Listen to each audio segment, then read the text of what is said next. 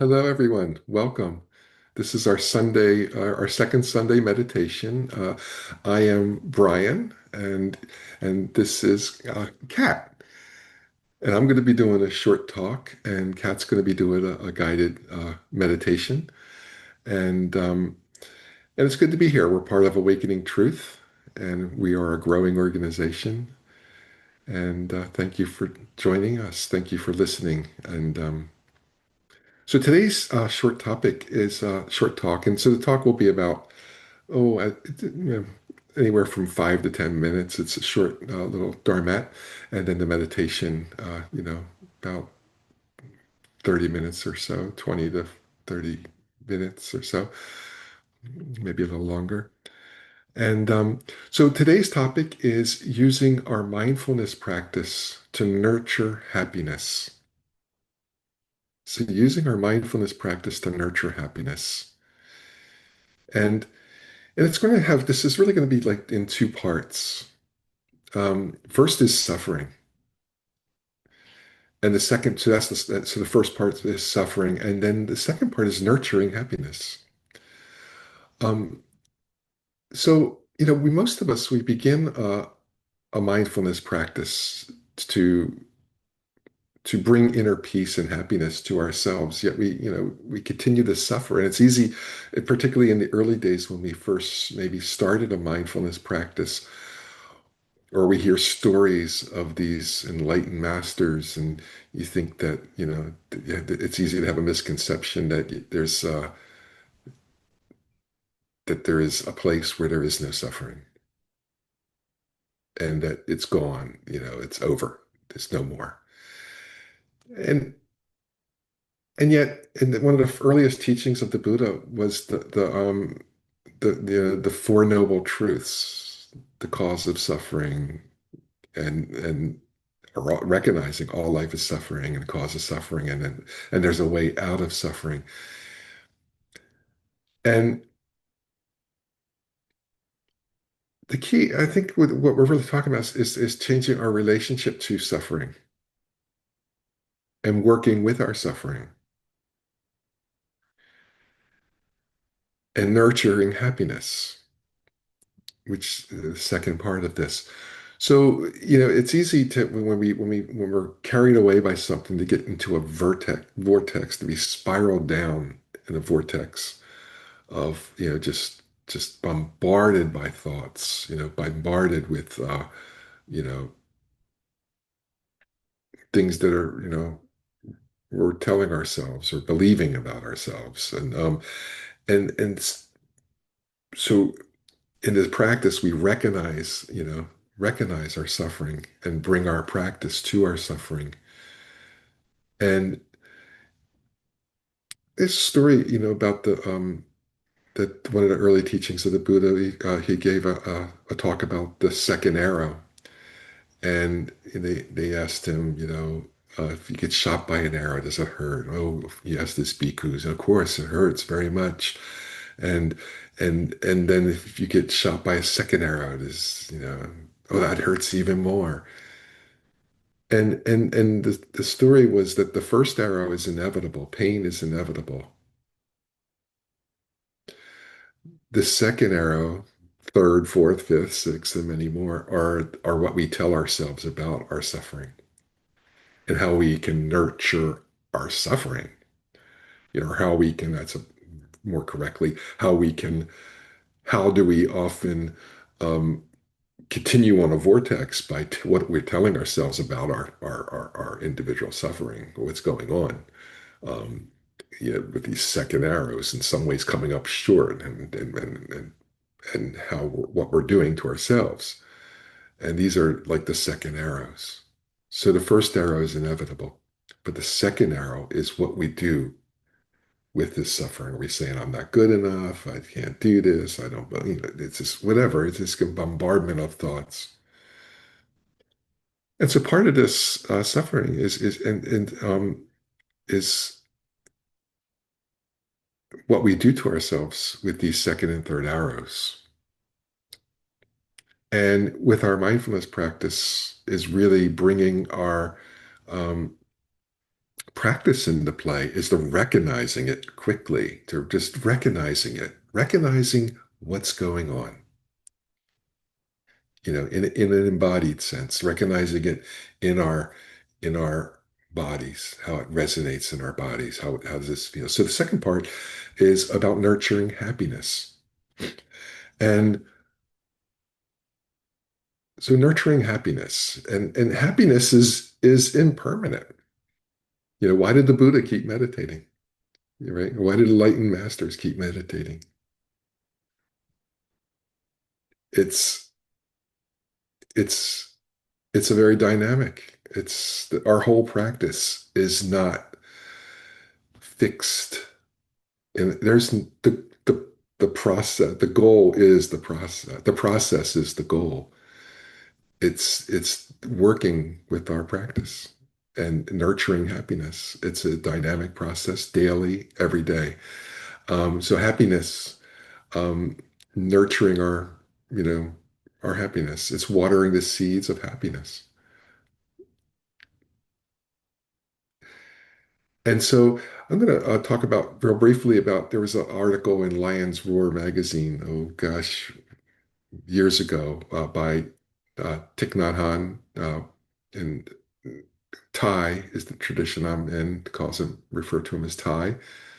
And there are five practices for nurturing happiness, and it's letting go. The first one is letting go, inviting positive seeds,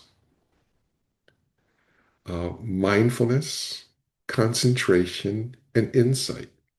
And so these are the five practices to help um, nurture our happiness. And so really letting go, one of the first thing is the practice is letting go. And this recognizing, this seeing the value and the importance of the most simplest things. We have, it's often said that we have all the conditions we need to be happy right now, the air we breathe, the place we live, you know, just hearing the birds, seeing if we have children or whatever it is, a pet or anything. This taking this joy in the most simplest of things.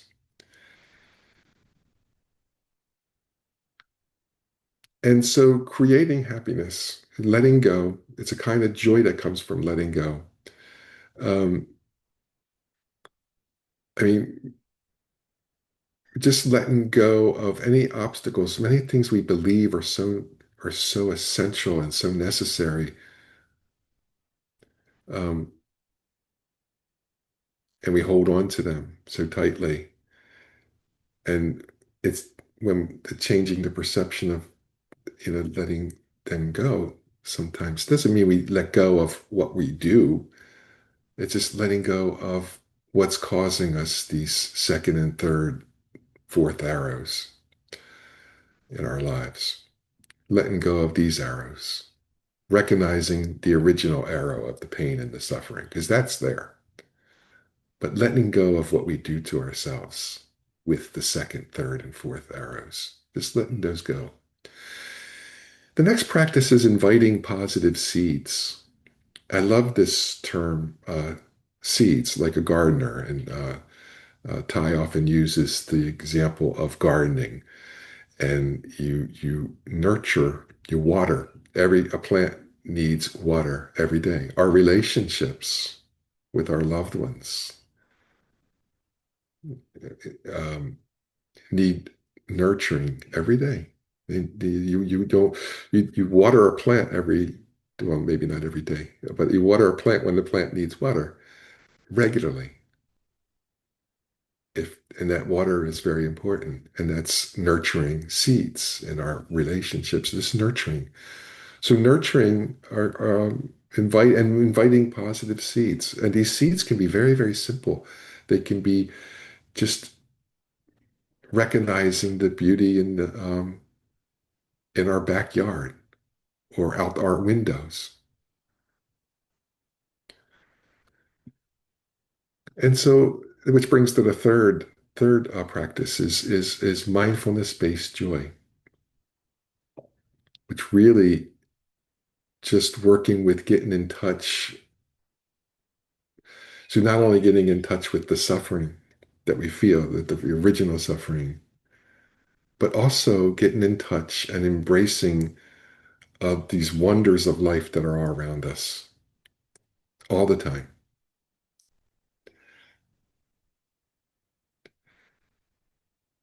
Like right now, I can hear a bird outside my window. And and that bird, you just can hear that bird, and you can just pause and listen to that, and just you don't have to try. You don't have to try. Just recognizing that this sound is there, and it's a that might have been a sound that you heard as a child, and first, and when you first tuned into um, this these wonders of life. Like when you maybe was an early child when you first noticed looking at the sky and seeing the clouds. This wonder still is here. And just without trying, just looking at the clouds, recognizing them, or recognizing the trees, the wind in the trees, or whatever it is, just it's taking a mindful breath and just finding these mindfulness-based joys, which are all around us all the time. And the fourth one is concentration. And really just with concentration, it's what are we concentrating on? We're always concentrating on something. In fact, a wonderful practice is of stopping, you know, especially when something's going on. The stopping. What's going on right now? What am I feeling right now? What's going on? And then bringing bringing space to whatever that is, if it's something painful.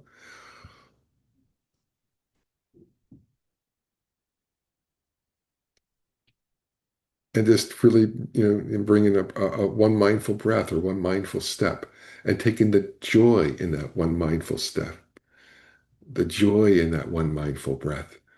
And that's available, always available. And so nurturing nurturing happiness is a part of our mindfulness practice and bringing insight, really an embodied practice of recognizing what's going on in our, whatever is going on. And if things are happening in a time in our lives where it's very turbulent, it's more necessary to stop and pause more often. When things are going smoothly and nicely, we could, continue to practice the nurturing of the joys, the simplest of joys, the happiness that comes from that. And so that is our short talk today. And thank you so much for being here. Thank you. And thank you, Kat. And, Thank you, Brian. uh, So appreciate your talk, and it resonates so deeply going back to, hearing about these ways of nurturing happiness in the practice. So as we settle into meditation, I invite you to either stand, sit down, or if you're going to be on the floor lying down, if that's most comfortable, I want you to have support for your head and support for your knees so your body is lengthened. And if you're seated, if you could be in a chair for this practice. And so as we enter into the meditation, just finding that space of listening, as Brian described, that sometimes the concentration is about stopping, and I'll call it a pause. So as we pause here, we're going to pause for the listening of the sound of the bell. And as the bell invites us into our bodies, just see what happens as you listen to the bell.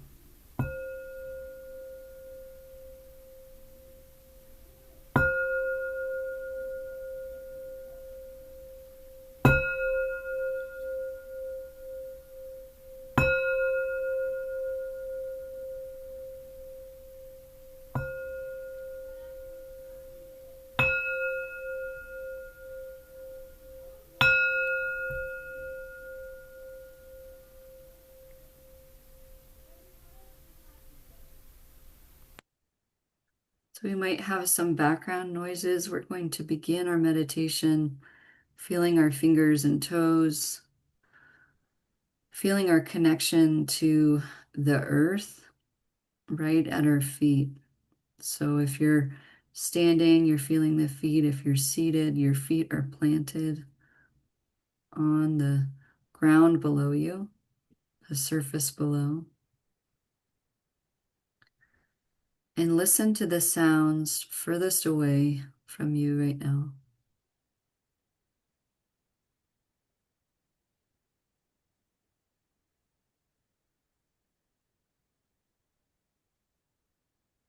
As we're in this contrast between what's very close, what we feel in the body, and what's very far away, we balance both awarenesses. There can be some suffering when we try to extend our awareness in this way, and just practicing with that. What does that feel like? And then bring the awareness to the sound closer in. Perhaps there is suffering when you listen inside the body, if there's any pain in the body. And I'd like you to go just outside to the space that you're in. What are the sounds? Does it free up an awareness to be with the suffering of either trying to listen really far away or listening close in and feeling suffering? And just noticing.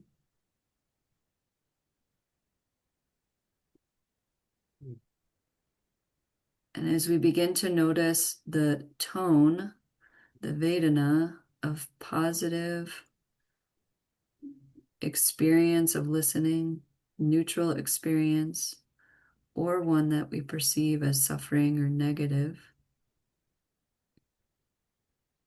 I'd like you to just label it, right? So now you're listening to the sounds in the room. Are they positive, negative, or neutral? No association to those sounds, just positive, negative, or neutral. Begin practicing in this way as we open our awareness to what is suffering.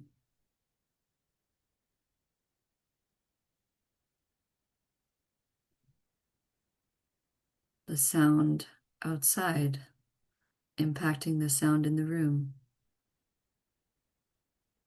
The sound in the room very quiet.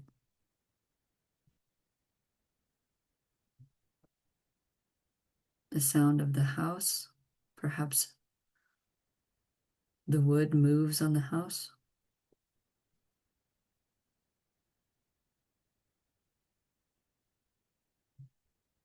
What is the sound? Positive? If there's no sound, is it a positive feeling, negative, or neutral?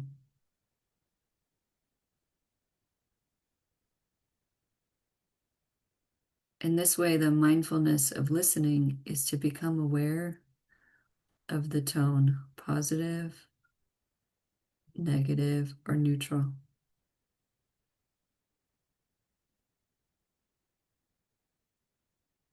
And notice, is the mind wanting more to focus on? What is the pattern of the mind here? Is that positive, negative, or neutral?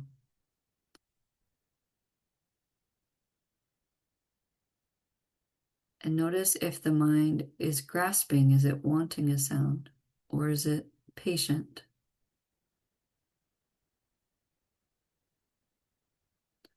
Notice if the mind travels to a part of the body to start to find sound. Is this a positive, negative, or neutral experience?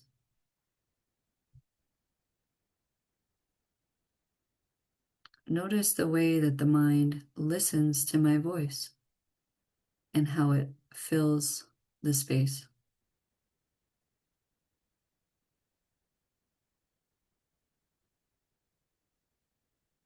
What is the nature of your mind?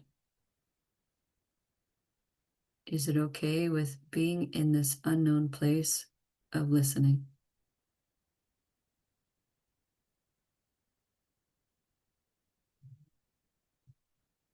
Or does it want to focus on something?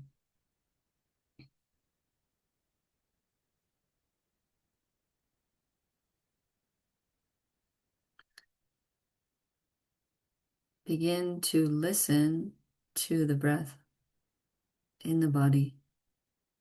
And for those of us that practice a breath awareness regularly, this can be very comforting. Just notice the positive seeds that you plant when you begin to bring your attention to listening to the breath.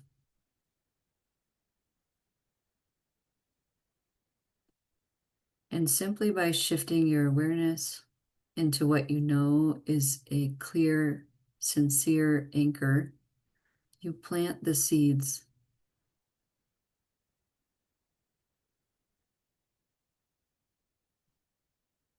of the future happiness here. And it might happen immediately, it might be a few breaths. As you watch the breath go to the place that's most comfortable for the body, to be in awareness. Just follow your instinct or your intuition. Is it around the nostrils? Is it somewhere in the torso? And as you notice, we're listening. We're not efforting around the breath. We're beginning to get to know it. And this is also a seed that we plant. To pause on doing something and to be patient. This is a seed that we plant of patience. Where do I hear the breath? Do I hear it at all? And that's okay too.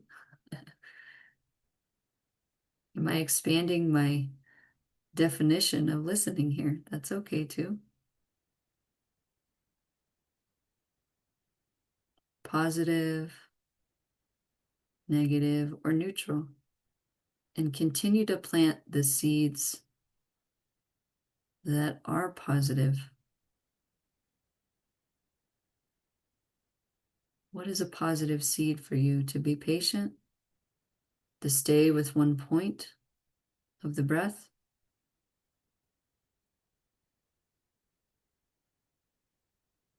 I'd like you to continue there as you plant that seed with your awareness.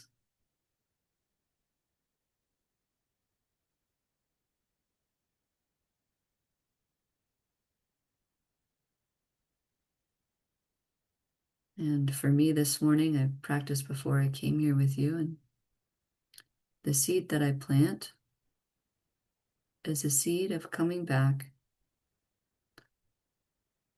just listening to the breath right around the nostrils, below the nostrils, around the face. And this is a positive seed for me. And invite the practice. For me this morning, it was to count to 16. So notice if the counting is supportive, or if there's another practice for you that plants the seed to stay with your awareness in a positive way, planting a seed of happiness.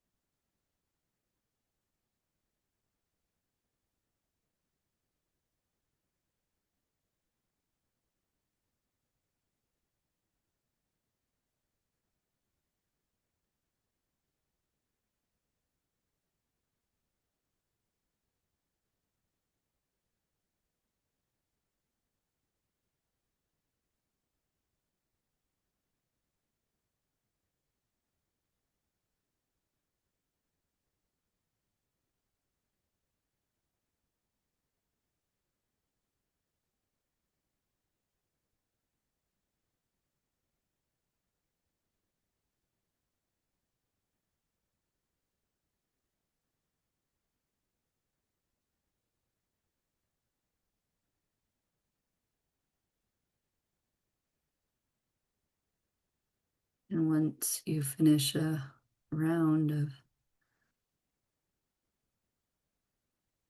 coming to a practice of watering and mindful of the seed you plant, you're going to continue with the concentration and you'll do 2 more rounds of it. And in this practice, in this way,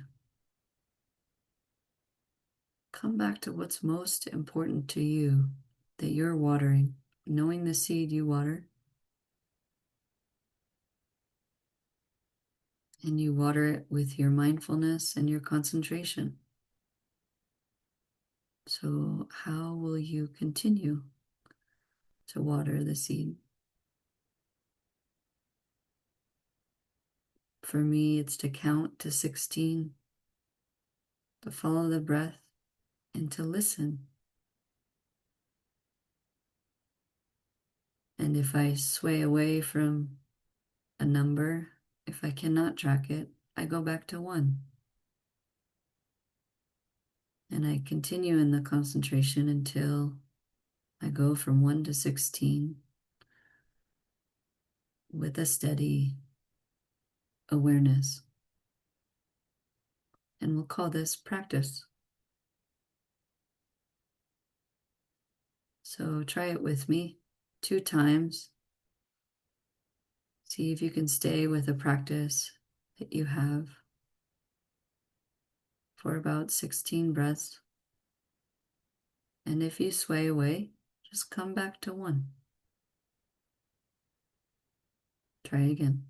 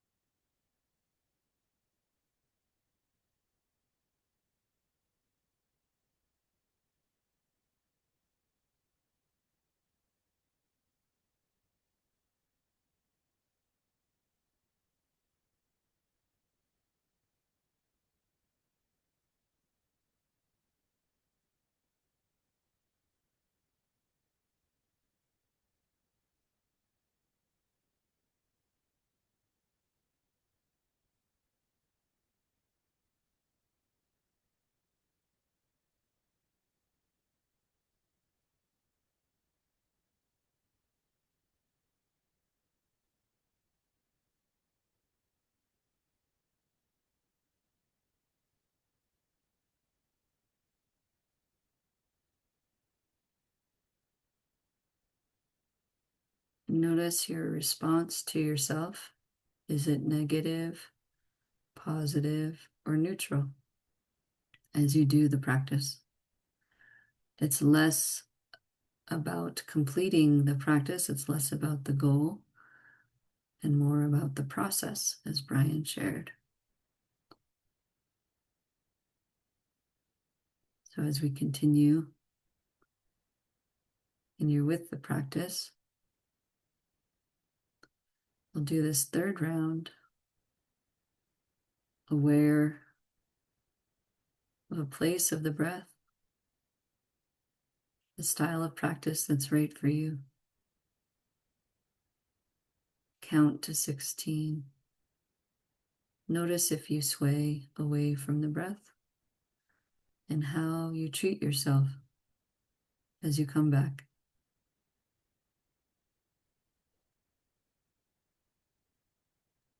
Are you nurturing? Are you angry? Frustrated? Are you appreciating being here as it is? Or wanting something else? All of it is welcome. Let's continue here. 16 counts.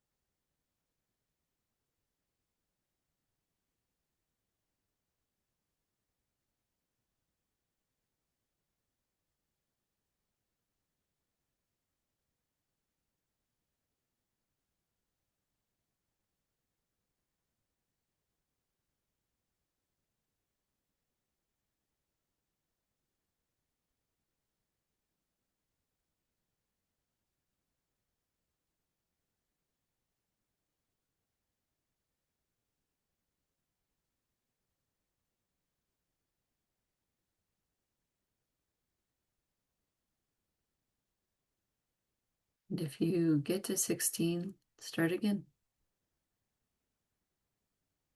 Start back at 1, go to 16 again.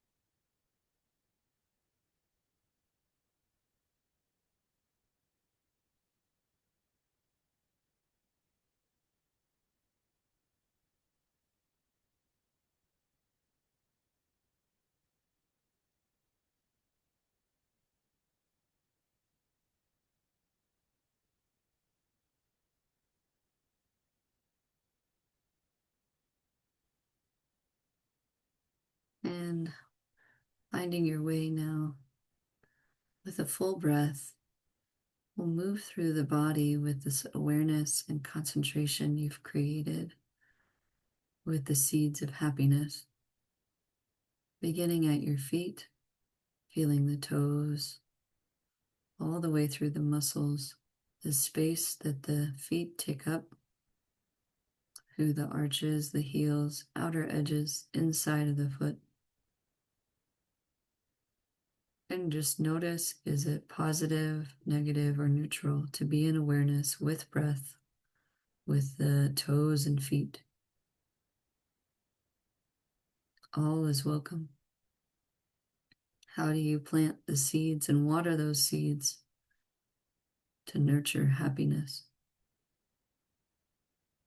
Continue awareness up the ankles, the lower legs, keeping the awareness with the feet and the toes as you scan up to the knees and the lower legs. You're breathing with the body, with the nurturing of your happiness, aware of the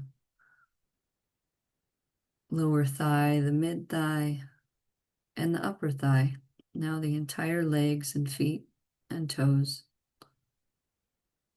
Breathing in this space of awareness. There's no assigned understanding. There's just positive, negative, and neutral. And how do you come back to how you nurture your happiness and your awareness? This is a practice, continued practice.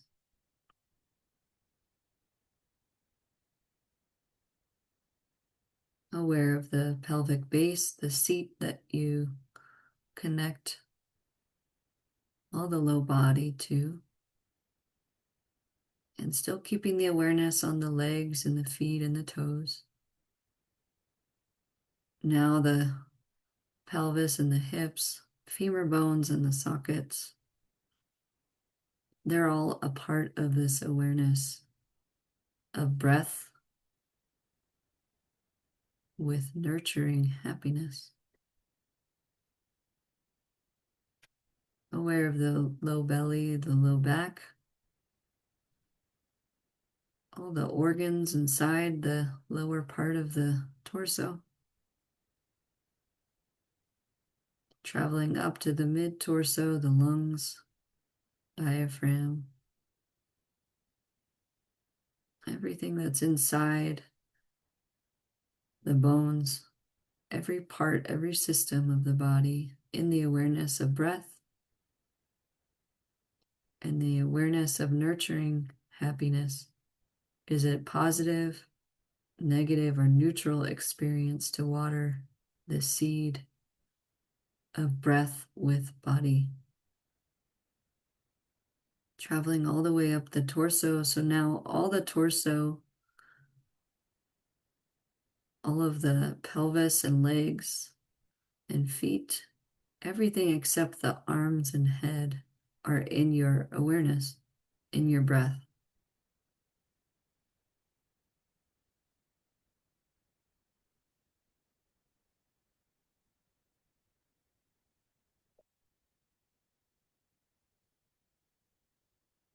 Notice the qualities you cultivated on the focus of the breath are now shared with the whole body.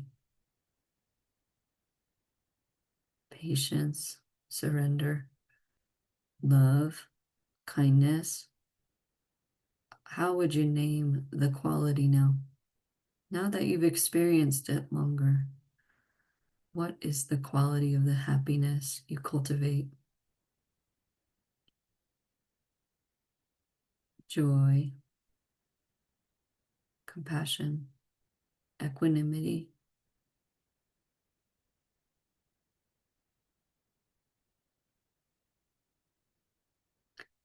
Awareness on the fingers, breathing with the fingers, still aware of the rest of the body. Toes, feet, legs, pelvis, torso, and the fingers. Breathing with them. Awareness to the palms, backs of the hands,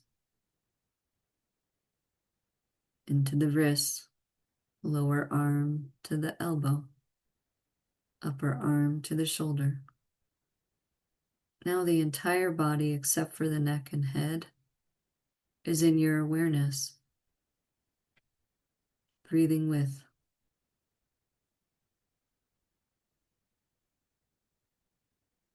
Let's try a count of 16 with all of the body now. Acknowledge the neck, the sides of the head and the hairline, back of the head, the face, eyebrows, nose, breathing muscles. Listening to the breathing muscles through the whole body for 16 counts. Continue to water the seeds of happiness as you listen to these muscles breathe.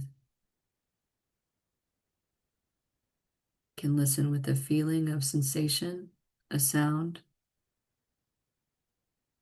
or the way that is strongest for you to listen. Begin now on the count of 1 to 16.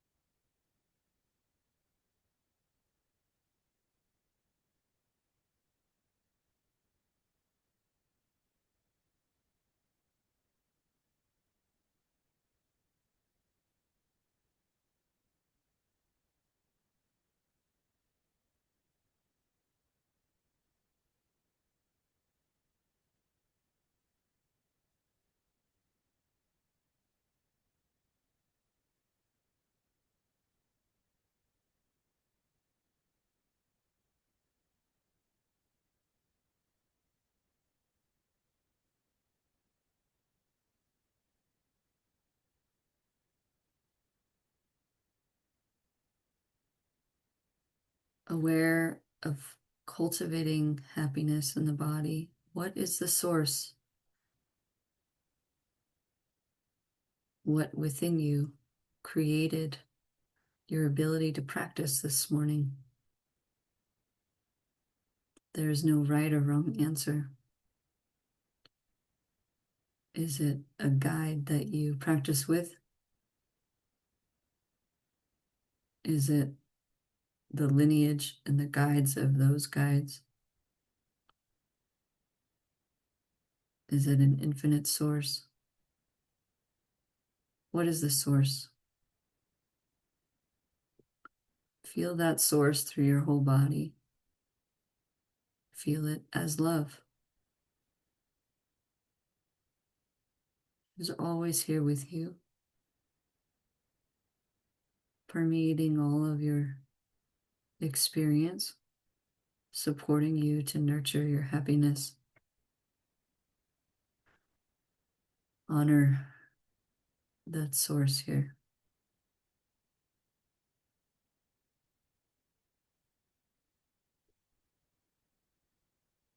Place your hands together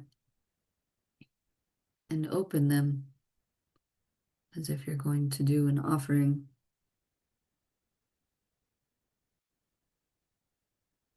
And then gently let the hands come back to the face, flow down the body, rest back on the thighs or the earth.